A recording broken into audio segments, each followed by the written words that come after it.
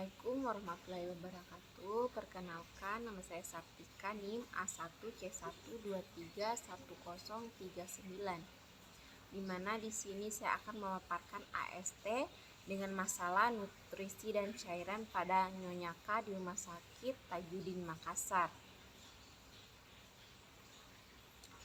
Yang pertama kita masuk dulu di identitas pasien. Nama pasien Nyonya K, alamat Enrekan, diagnosa medis, GA umur 57 tahun, nomor rekam medis 037972. Diagnosa keperawatan yang saya angkat, diare berhubungan dengan nyeri kram abdomen, feses lembek atau cair, frekuensi peristaltik meningkat, dan bising usus hiperaktif.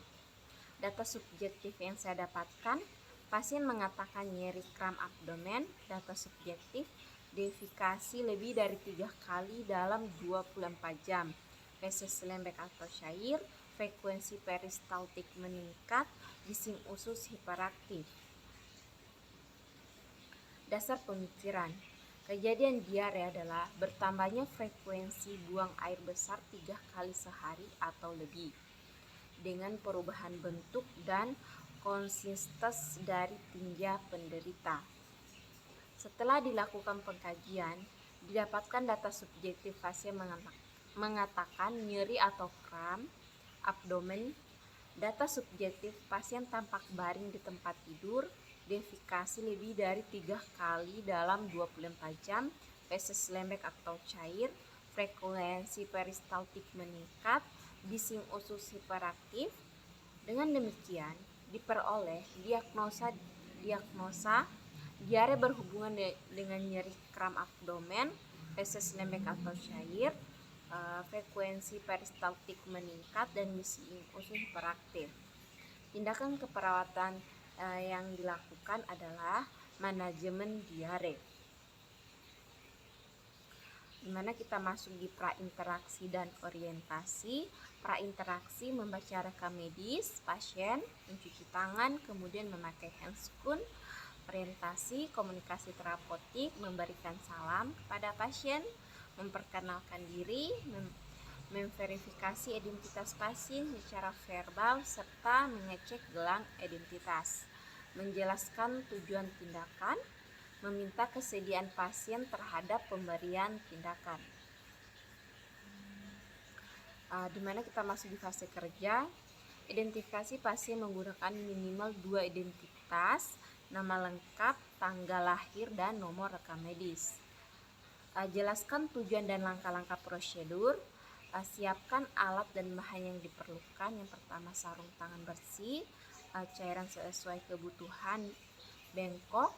Identifikasi pemberian cairan intravena. Periksa jenis, jumlah, tanggal kadaluarsa, jenis cairan, dan kerusakan wadah. Lakukan prinsip 6 benar pasien, obat, dosis, waktu, dan dokumentasi. Pasang sarung tangan bersih. Periksa kepatenan akses intravena. Pertahankan teknik aseptik.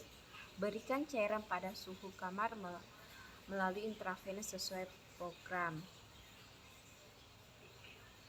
Gunakan infus pump jika perlu. Lakukan pembilasan selang infus setelah pemberian larutan pekat. Monitor aliran akses dan area penusukan kateter selama pemberian cairan. Rapikan pasien dan alat-alat yang digunakan. Lepas sarung tangan, lakukan kebersihan 6 langkah. Dokumentasikan prosedur yang telah dilakukan dan respon pasien. Prinsip tindakan dan analisa tindakan. Untuk prinsip tindakannya itu dilakukan dalam prinsip bersih. Analisa tindakan dengan dilakukannya mendapatkan terapi melalui dehidrasi intravena, infus, dengan pemberian cairan RL 24 jam melalui kateter, dan membantu klien dalam memenuhi kebutuhan cairan yang adekuat, serta untuk mempermudah terapi injeksi antibiotik, anti nyeri, dan obat lainnya.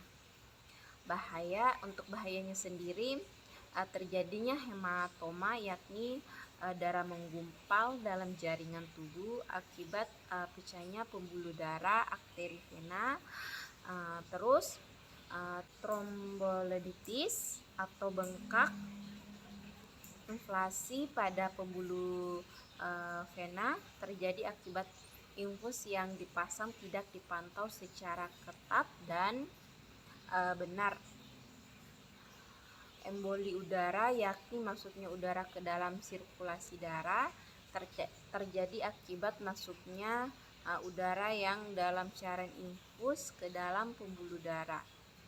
Infeksi dikarenakan tidak menerapkan teknik aseptik dengan benar.